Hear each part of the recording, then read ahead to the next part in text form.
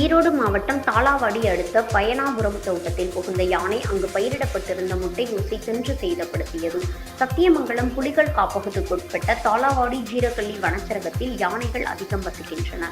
தற்போது நிலவும் கடும் வறட்சியால் உணவு தேடி யானைகள் அவ்வப்போது விவசாய நிலங்களுக்குள்ளும் புகுந்து வருகிறது.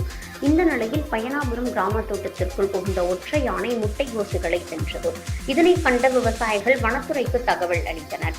சம்பவ இடத்திற்கு வந்த வனத்துறையினர் சைரன் ஒலி எழுப்பி யானையை அடர்ந்த வனப்பகுதிக்குள் விரட்டினர்.